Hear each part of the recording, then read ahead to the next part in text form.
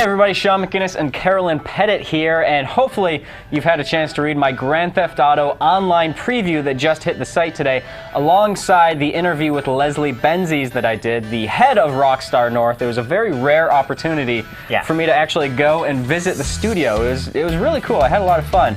But Caro, I imagine that despite that preview being about 2,000 words long, there's probably a lot of folks out there who read it and still have questions. And you know what, Shaun? I am one of those people. Well, I am here to grill you about Grand Theft Auto Online because I am super excited about it. It sounds so amazing, but I want even more information than you have already given me. Well, it's a good thing we're here at the information podium, the only place in the GameSpot office where we talk about information. Well, let's exchange some information then. Perfect. All right.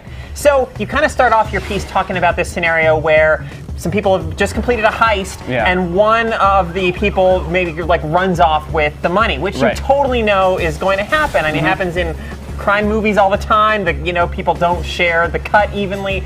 So, and you say that like you can kind of go after them yourselves, or you can hire a hitman to do it for you. Now, couple of questions about like how that works. Like, is that an NPC kind of hitman, or is that like contract work for other players? Sure. You need to better represent yourself. You know what I'm talking about? So there's a system in the game. So there's sort of two progression units in the game. There's basically cold hard cash, which is what you buy stuff with, and then there's RP, reputation points, which is sort of the XP level in the game. As you gather more and more reputation points, you meet more contacts. And those contacts will be able to do favors for you. So, you've got guys who, you can hire hitmen who you can call up on your phone in the game, put out a hit on that guy, and they'll go and take that guy out, and whatever money he had on him at the time, you can go pick it up from his dead body. That's your money now.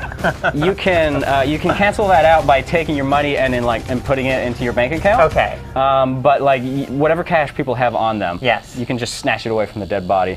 So that's one of the things. As you sort of like progress through that RP system, you'll be able to call in bigger and bigger favors until you get to the point where you can call in these private military contractors who can just drop in airstrikes, whether you're free roaming, overkill, but or like even in team deathmatch, whatever gets the job done.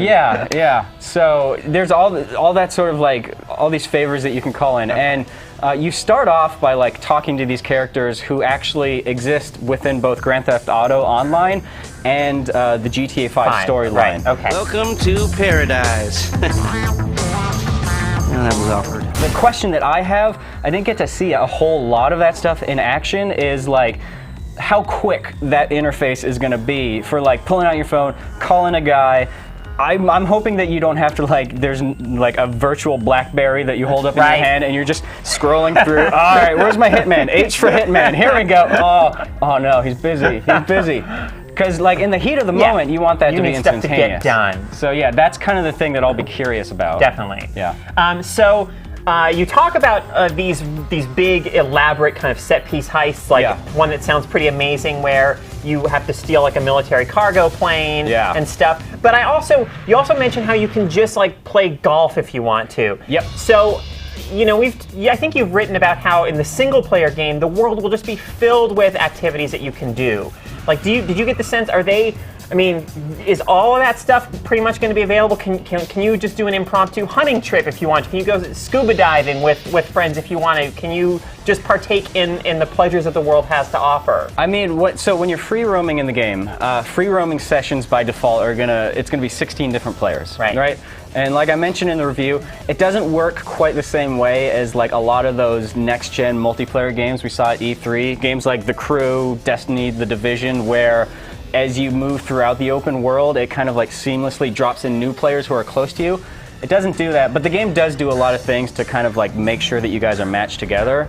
So, you finish a mission and they'll make sure that the people you are in that mission with are in the next free roaming session with you. And like when you jump into GTA Online, it'll make sure that the people who, like other players who are around you in a given area are part of your free roaming session. So it does little things to like populate the world like that. And then in terms like the missions that you guys can go out and do, like I said, you've got like the smaller stuff, golf, bike races, all those kinds of things. Sure. I don't know if it's like, I don't know if there's a direct one-to-one correlation between missions that exist in GTA 5 and missions that exist in the GTA Online. I do know that they are purpose-built for GTA Online, so I could be wrong, but I'm pretty sure that it's not the same heists from the storyline of the game in GTA Online. Stuff that's going to take advantage of, multiplayer dynamics. Yeah, absolutely. Yeah. They said they threw out the number like around 500 missions unique to multiplayer. Wow. And that's going to grow over time. Right, because there's also going to be user-generated content options. Yeah, and that's kind of where things get really interesting. Talking to those guys, you really get the sense that they're trying to build this into its own separate thing. Right. They mentioned it's got a separate development schedule, a separate development timeline. That's why it's coming out a couple weeks later than GTA 5. Yeah. If you can wait. I mean, it's going to be hard, and they're not exactly helping, I don't think, by having that huge countdown timer or whatever that you mentioned in your piece about it. That's just going to be reminding you how much longer you have to wait. Yeah, and it's funny because at the very beginning you can see the overlap here. It's like they both take place within the same game world. Right. You're doing heist missions. Yeah. You're like, okay, but so this just sounds like maybe conceivably it's just 16-player GTA 5. But talking to them, like I asked Leslie Benzies, like why was it important for you guys to do a separate thing, call it GTA Online, not call it GTA 5 multiplayer? Right. And he told me it gives them the creativity to build this into its own thing, so you don't have the sort of like, the constraints of following what people think a GTA 5 should be. Totally. Yeah, so you get the sense that these guys are trying to spin this off into something else altogether. They're not completely ruling out the potential to release this as its own standalone game down the line, where you just pay for GTA Online. Sure. They're not ruling that out at all. Conceivably, it could come to encompass other cities, or who knows, potentially. Yeah. So that's one of the things that sounds cool about it. One of the really exciting possibilities here in Grand Theft Auto Online is the user-generated content stuff. Did you get a sense of kind of how elaborate or how robust those tools are going to be? Like, can the person plan, multi-stage kind of heist missions, or is it just kind of more like checkpoint races kind of thing? Like how involved is that stuff going to be? Yeah, that's one of those things that I get the sense that's going to be the area where GTA Online grows the most over time. Because right off the bat, the user-generated content stuff is you basically create your own forms of like races and death matches and stuff like that. You create your own, rules and parameters and settings and all that. But talking to those guys, their goal is to really flesh out the tools so that you can create your own sort of like emergent activities. Like I told him that one of my favorite things to do in GTA 4 were these pirate fights where you're out on the water and you just have a guy who's like riding around in a boat and he's the king of the hill, and you have like other players coming along trying to kill him, get on his boat, and then you win the pirate contest. And you can make that an actual mode in this. That's, I mean, I pitched the idea to Leslie Benzies. I don't know if he liked that mode per se, but he said, yeah, that's the hope, is to have people create their own sort of like weird, emergent stuff that would never exist in GTA Online were we to come up with those ideas. Totally. So that kind of stuff is not going to be there at the beginning, but as they flesh out the tools and kind of like add more sort of options to them, that it seems like that's the goal that they're aiming for down the line. So knowing like, my hope is that there's going to be like this crazy kind of like Little Big Planet, creation community out there who's just making absolutely ridiculous modes and stuff like that. And you will be able to upload them, share them to Rockstar Social Network, I think. Is what their social network is called.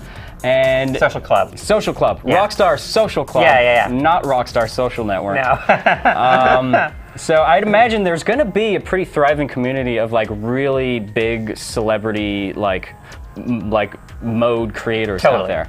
So so that's kind of like in wait and see mode. They're hoping to build that stuff out, but it's going to be, at the outset, it's going to be relatively straightforward.